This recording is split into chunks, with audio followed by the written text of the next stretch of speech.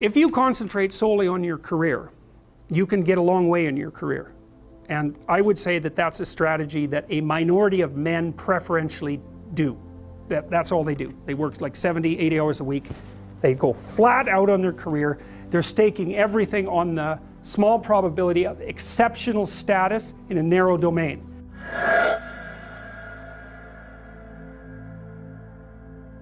But it's hard on them. They don't have a life. It's very difficult for them to have a family. They don't know how to take any leisure activity, like they get very one-dimensional. Now, it may be that that unidimensionality is the price you have to pay to be exceptional at one thing, right? Because if you're going to be something like a genius level mathematician, and you want to do that for, or a scientist say, it's like you're in your lab all the time, you're working 70 hours a week or 80 hours a week, you're smart, you're dedicated, you're unidimensional, and that's how you get to beat all the other people who are doing that. It's the only way. But the problem is you don't get a life. Now, if you love being a scientist and you have that kind of focus of mind, well, first of all, you're a rare person, and second, you're going to pay for it. But fine, more power to you. But it's a risky business to do that. You sacrifice a lot for it.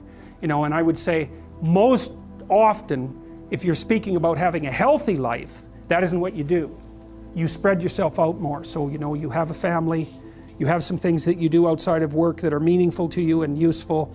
You have a network of friends. Well, those three things alone, or four things alone, are plenty to keep you well oriented. And then if one of those things collapses, you know, everything doesn't go. Now, the price you pay for that is the more you strive to optimize that balance, the less likely you are to be fantastically successful at any single one of them.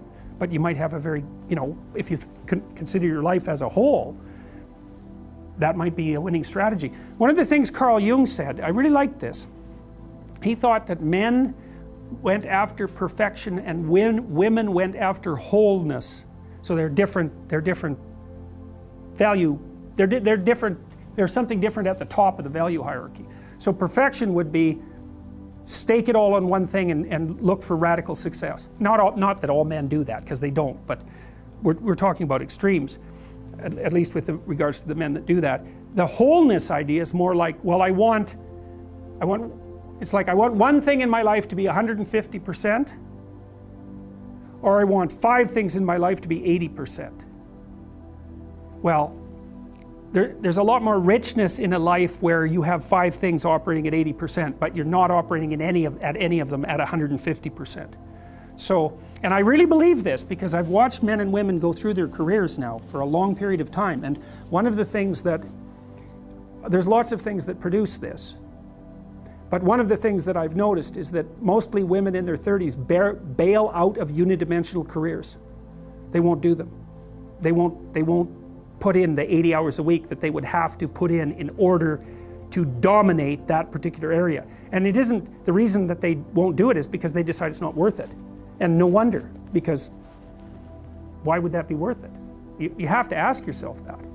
It's like, well, you want to be an outstanding scientist. It's like, okay, really, that's what you want, because that means that's what you do.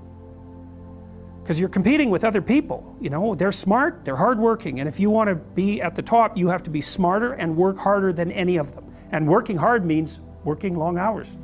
I mean, it also means working diligently, but in the final analysis, it's also an additive issue. If I'm smart and hardworking and I can crank out for 70 hours a week, and you do it for 30, it's like, in 2 years, I'm so far ahead of you, you will never ever catch up. So, anyways. And I think maybe part of the reason too that women are oriented that way more than men, I think there's 2 reasons. One is socioeconomic status does not make women more attractive on the mating market, but it does make men more attractive. And the second is women's time frame is compressed, right? Because guys can always say, well, I'll have kids later, and they can say that till they're like 80. Whereas women, it's like, no way, man, you got to get it together by the time you're, let's say 40, but really probably by 35, but definitely by 40, because otherwise it ain't happening. And that's bloody dreadful. Like, the most unhappy people you ever see, no. No. One of the common routes to extreme unhappiness is to want children and not have them. I wouldn't recommend that. You know, you see couples who are in their 30s. 1 couple in 3 over the age of 30 has fertility problems. That's defined as inability to conceive after 1 year of trying. 1 in 3. So it's worth thinking about, because people are very, very unhappy if they want to have kids and then they can't. Man, you're in the medical mill for 10 years if that's what happens to you.